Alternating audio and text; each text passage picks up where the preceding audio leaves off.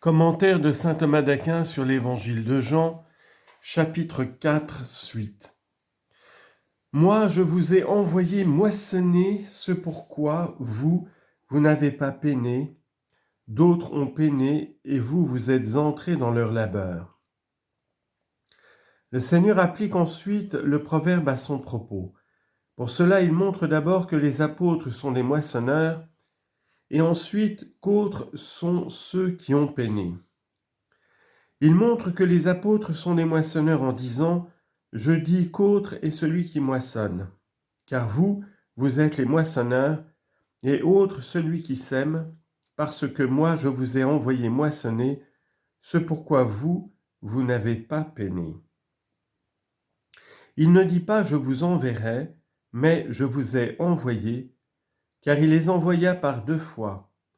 Une première fois avant sa passion, il les envoya vers les Juifs seulement en leur disant « Ne prenez pas le chemin des nations et n'entrez pas dans les villes des Samaritains, mais allez plutôt vers les brebis perdues de la maison d'Israël. » Matthieu 10, 5.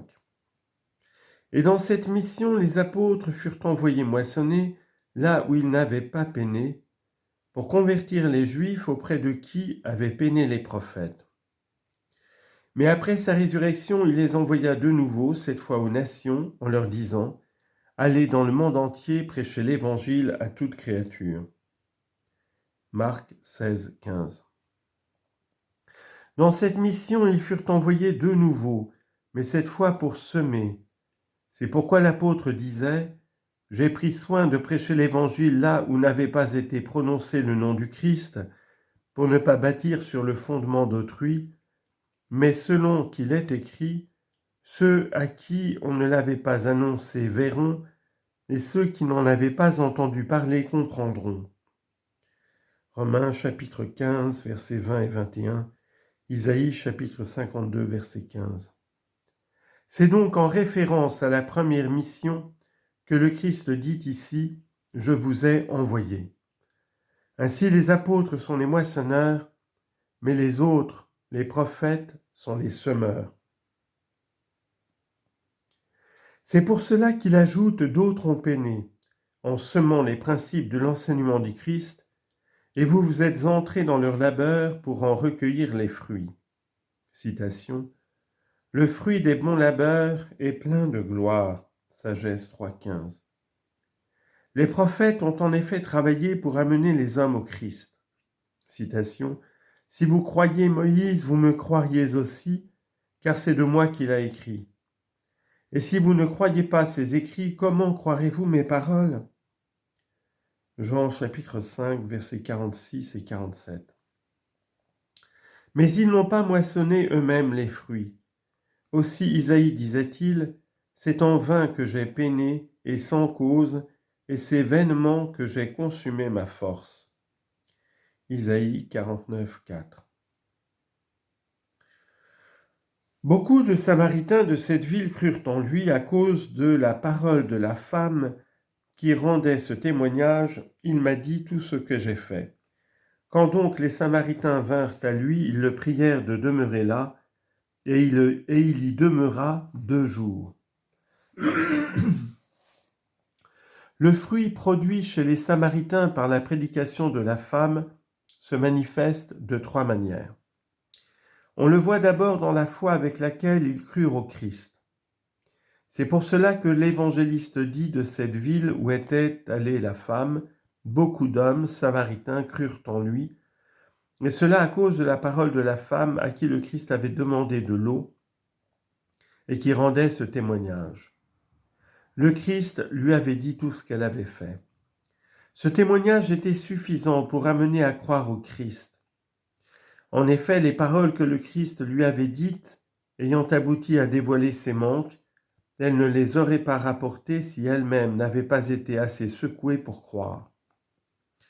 Voilà pourquoi, dès qu'ils eurent entendu ces paroles, ils crurent, et par là est manifesté que la foi vient de ce qu'on entend. Romains 10, 17. En second lieu, le fruit de la prédication de la femme se manifeste dans la venue des Samaritains au Christ.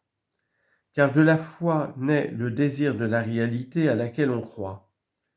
C'est pourquoi, après avoir cru, ils viennent au Christ pour qu'il les mène à la perfection. C'est ce qui est exprimé ici, quand donc les Samaritains vinrent à lui, citation, « Approchez-vous de lui et vous serez illuminés » Psaume 103, verset 6. « Venez à moi, vous tous qui peinez et ployez sous le fardeau, et moi, je referai vos forces. » Matthieu 11, 28. Le fruit de la prédication de la femme se manifeste enfin dans son désir. Car à celui qui croit, il n'est pas nécessaire seulement de venir au Christ, mais encore de l'avoir avec lui. C'est pourquoi l'évangéliste dit « Ils le prièrent de demeurer là, et il y demeura 2 jours. » Or c'est par la charité que le Seigneur demeure avec nous. Citation, « Si quelqu'un m'aime, dit Jésus, il gardera ma parole, et mon Père l'aimera. » Et il ajoute, « Et nous ferons chez lui notre demeure. » Jean 14, 23. Et s'il demeure 2 jours chez les Samaritains, c'est parce qu'il y a 2 préceptes de la charité, l'amour de Dieu et celui du prochain, auxquels toute la loi est suspendue ainsi que les prophètes. Matthieu 22, 40. Quant au 3e jour, c'est le jour de la gloire. Citation, « Après 2 jours, il nous fera revivre, le 3e jour, il nous relèvera, et nous vivrons en sa présence. » Osée, chapitre 6, verset 3. Et le Christ ne demeura pas un 3e jour chez les Samaritains, parce que ceux-ci n'étaient pas encore capables de la gloire.